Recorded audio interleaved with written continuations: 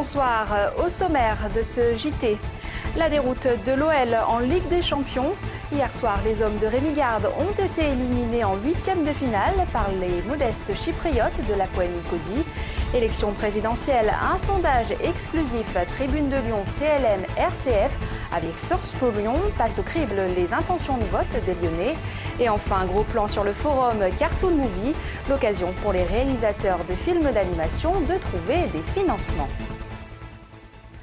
L'OL sombre en Ligue des Champions. Après la succession d'échecs en championnat, les Lyonnais ont été éliminés à l'issue de la séance des tirs au but par la modeste équipe de l'Hapoel Nicosie.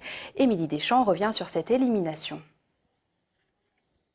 L'Olympique Lyonnais, on est le meilleur représentant français, européen de ces 10 dernières années. Si c'est pas possible, il faut arrêter tout de suite. Personne n'avait imaginé un tel scénario face aux petits poussés de la compétition. Et pourtant l'OL sort de la Ligue des Champions par la petite porte et peut-être pour longtemps. Éliminés au tir au but par Nicosie après avoir perdu leur avance du match aller, les Lyonnais disent au revoir à l'un de leurs objectifs prioritaires et n'en finissent plus de décevoir. C'était quand même une équipe tout à fait prenable pour eux et c'est dommage. Donc il faudrait peut-être que ça va peut-être marquer le coup. J'ai l'impression que l'on, en moment, c'est en perte de régime. Pour moi, c'est le début de la débandade, complètement. L'année prochaine, je pense que Lyon devra surtout faire très attention de ne pas flirter avec la Ligue 2. Il faut bien se rendre à l'évidence, l'OL est redevenu un club moyen et cette élimination marque sans doute la fin d'un cycle après 12 campagnes et 114 matchs de Ligue des Champions. 7e en championnat, les Lyonnais ne retrouveront peut-être pas la compétition reine la saison prochaine, une première depuis 1999 et un manque à gagner de 20 millions d'euros. J'ai l'impression que c'est toute une équipe qui est actuellement déstabilisée, qui est mentalement en grosse difficulté et qui aura encore du mal sans doute à enchaîner parce qu'il faut jouer tout de suite contre Lille. C'est un match aussi très important. Lyon doit donc très vite redresser la barre en championnat pour ne pas définitivement toucher le fond. Dès samedi face à Lille, l'OL aura l'occasion de faire perdurer les espoirs et de gagner quelques points sur un adversaire qui occupe cette 3e place tant convoitée. Et les joueurs sont rentrés de Chypre en fin d'après-midi. Émilie Deschamps les attendait à l'aéroport Saint-Exupéry. L'avion en provenance de Chypre a atterri à l'aéroport Saint-Exupéry aux alentours de 17 h. Alors les supporters ne s'étaient pas pressés pour accueillir les joueurs lyonnais. Des joueurs qui ne sont d'ailleurs pas attardés. Aucun d'entre eux n'a voulu répondre à nos questions. Trop fatigués pour certains, peut-être trop déçus pour d'autres. Il n'y avait peut-être rien à rajouter finalement ce soir. La réponse, ça sera sur le terrain en championnat face à Lille dès samedi à 21 h au stade de Gerland. À 2 mois de l'échéance présidentielle, un sondage exclusif Tribune de Lyon TLM RCF en partenariat avec Sciences Po Lyon s'intéresse aux intentions de vote des Lyonnais. Tendance et analyse avec Leïla Kessi. Les Lyonnais votent pour François Hollande. C'est ce qui ressort de ce premier sondage réalisé auprès d'un panel de 600 personnes. Le candidat socialiste arrive en tête des intentions de vote au premier tour de la présidentielle avec 31% des voix devant Nicolas Sarkozy. Mais particularité locale, c'est François Bayrou qui arrive en 3e position. Le candidat du MoDem qui enregistre toutefois un certain recul.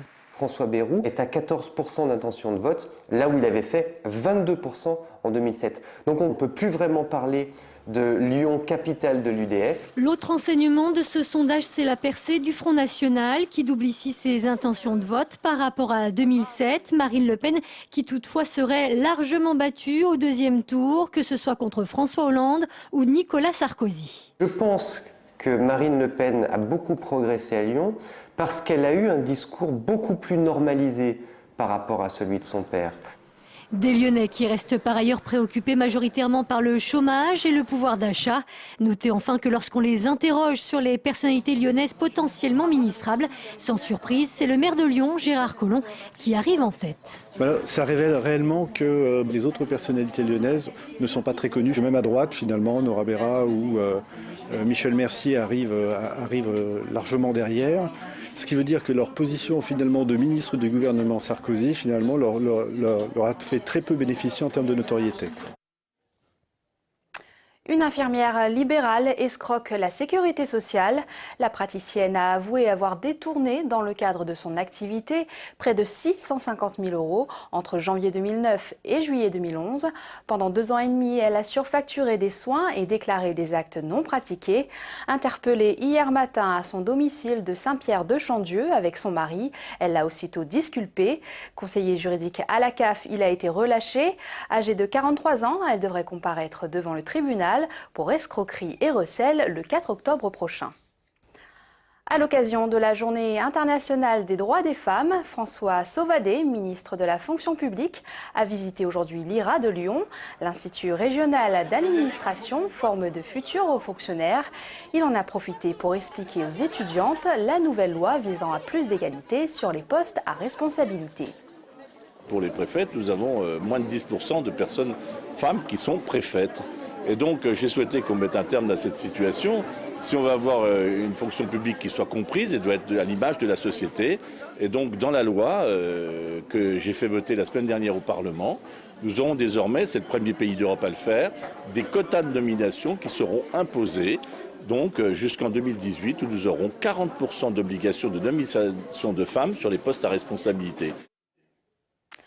Une nouvelle tour pour la Part-Dieu. Gérard Collomb a annoncé la construction d'un nouveau gratte-ciel lors du Forum mondial des professionnels de l'immobilier qui se tient en ce moment à Cannes. Les travaux de ce bâtiment, qui doit accueillir des bureaux, 2 hôtels et des commerces, devraient débuter en 2014. Situé place Charles-Béraudier, il devrait flirter avec la tour Crayon et atteindre les 160 mètres de haut. Médecins du Monde entre aussi en campagne. L'ONG profite de la prochaine élection présidentielle pour sensibiliser les pouvoirs publics et la population sur un système de santé solidaire. Une caravane est stationnée place Antonin-Poncet jusqu'à demain. Lyon, berceau du cinéma. Jusqu'à demain, le centre des congrès accueille le forum Cartoon Movie, une sorte de grand marché où se retrouvent les professionnels des films d'animation. À l'image de Mathias Malzieu, le chanteur du groupe Dionysos, qui cherche actuellement un studio pour réaliser son film. C'est le gros plan de la rédaction. Il est signé Jean-Marc Roffa. On dit que je suis né le jour le plus froid du monde. On dit que je suis né avec le cœur gelé. On dirait même qu'on m'a porté. Le chanteur-compositeur du groupe Dionysos se lance dans le film d'animation en troquant sa plume et sa guitare pour prendre la casquette de co-réalisateur. Avec le coup de pouce de Lucien Besson, Mathias Malzieu espère bien aller au bout de son film en cherchant à Lyon de nouveaux partenaires. J'ai eu la chance de rencontrer Luc et Virginie Besson, qui ont eu un coup de cœur pour le projet. Ils m'ont laissé travailler avec le co-réalisateur que j'avais envie, avec Nicoletta Cecoli pour faire tout l'aspect visuel. Son dessin animé s'inscrit dans la droite ligne d'un Monstre à Paris en version plus rock, sans Vanessa Paradis mais avec l'aide d'Olivia Ruiz. Mais attention, ce n'est pas une comédie musicale. Les personnages s'expriment en chantant et ça crée un décalage qui soit dramatise, soit rend le truc beaucoup plus comique en fait. Comme dans toute bonne histoire, il faut un coup de théâtre. Après la faillite de leur principal partenaire, l'équipe du film espère trouver à Lyon un nouveau studio afin d'achever ce long métrage. Ils ont une démarche un peu particulière. Ils ont demandé est-ce qu'il n'y a pas un studio qui est intéressé. On cherche un studio. Donc là j'ai vu qu'il y en avait au moins 4, 5, si pas plus qui se sont proposés. Le salon va peut-être permettre à l'équipe de trouver un studio en France. C'est en tout cas le lieu idéal pour nouer des contacts professionnels. Et c'est la fin de cette édition. Excellente soirée sur TLM.